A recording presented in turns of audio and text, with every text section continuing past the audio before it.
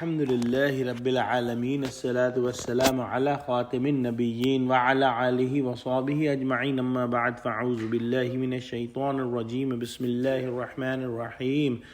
قال الله تعالى في سورة الأعراف فمن أظلم ممن افترى على الله كذبا أو كذب بآياته أولئك ينالهم نصيبهم من الكتاب حتى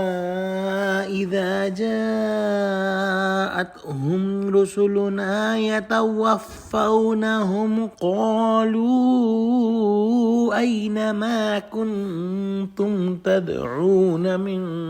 دون الله قالوا ضلوا عنا وشهدوا على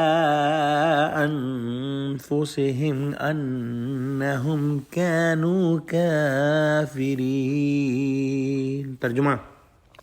تو اس سے زیادہ ظالم کون ہے جو خدا پر جھوٹ باندھے یا اس کی آیتوں کو جھٹلائے؟ ان کو ان کے نصیب کا لکھا ملتا ہی رہے گا یہاں تک کہ جب ان کے پاس ہمارے بھیجے ہوئے فرشتے جان نکالنے کے لیے آئیں گے تو کہیں گے کہ جن کو تم خدا کے سوا پکارا کرتے تھے وہ اب کہاں ہیں؟ وہ کہیں گے معلوم نہیں کہ وہ ہم سے کہاں غائب ہو گئے، اور اقرار کریں گے کہ بے شک وہ کافر تھے۔ پچھلی آیت کے اندر ہم نے جو ہے وہ پڑھا کہ اللہ سبحانہ و تعالی نے فرمایا کہ جس نے اللہ سبحانہ و تعالی کی آیتوں کو جھٹلایا اور ان سے تکبر کیا، سرتابی کی، وہ جہنم میں ڈالے جائیں گے اور ہمیشہ اس میں جلتے رہیں گے۔ آج کی آیت میں بیان ہوا کہ اس سے زیادہ ظالم کون ہو سکتا ہے جو اللہ سبحانہ و تعالی پر جھوٹ باندھے یا اس کی آیتوں کو جھٹلائے، اور اللہ سبحانہ و تعالی نے جو پیغمبر بھیجے ہیں ان کی تصدیق کرنا ضروری ہے، جو واقعی خدا کی آیات سناتے ہیں۔ باقی جو شخص پیغمبری کا جھوٹا دعویٰ کر کے اور جھوٹی آیات بنا کر خدا پر افطرا کرے یا کسی سچے پیغمبر کو اور اس کی لائی ہوئی آیات کو جھٹلائے، ان دونوں سے زیادہ ظالم کوئی نہیں ہو سکتا۔ اللہ سبحانہ و تعالیٰ نے کافروں کے لیے، گناہ گاروں کے لیے بھی دنیا میں عمر اور رزق وغیرہ جتنا مقرر کر دیا ہے وہ ان کو مل کر رہے گا۔ جو اللہ سبحانہ و تعالیٰ پہ جھوٹ افطرا کر رہے ہیں یا جو خدا کی آیات کو جھٹلا رہے ہیں، ایسا نہیں کہ ان کا رزق جو ہے وہ روک لیا جائے، اور جو بھی ان کی ذلت و رسوائی ہے جو ان کے لیے لکھی ہوئی ہے وہ بھی پہنچے گی۔ پھر مرتے وقت اور مرنے کے بعد جو درگت بنے گی اس کا ذکر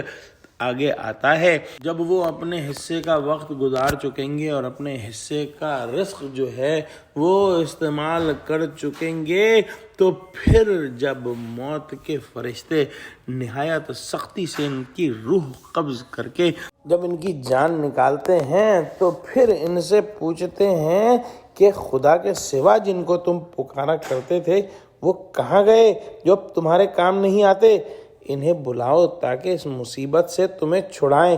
اس وقت کفار کو اقرار کرنا پڑتا ہے کہ ہم سخت غلطی میں پڑے تھے کہ ایسی چیزوں کو معبود و مستعان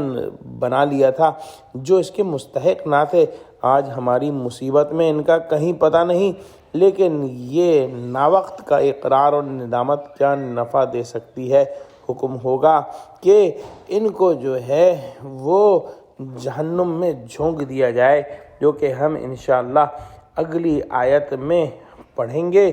لہٰذا جو لوگ بھی اللہ کی آیتوں کو جھٹلاتے ہیں اور گناہ کرتے ہیں ان کو ان کے حصے کا رزق ملتا رہے گا، لیکن جب موت کا وقت آ جائے گا تو اسی وقت ان کو اپنے گناہوں کا احساس ہو جائے گا، اور نہ صرف ان کو احساس ہو جائے گا وہ خود اس بات کا اقرار کریں گے کہ بے شک وہ کافر تھے۔ اللہ سبحانہ و تعالیٰ سے دعا کرتے ہیں کہ اللہ سبحانہ و تعالیٰ ہماری بصیرت کی آنکھیں ابھی کھول دے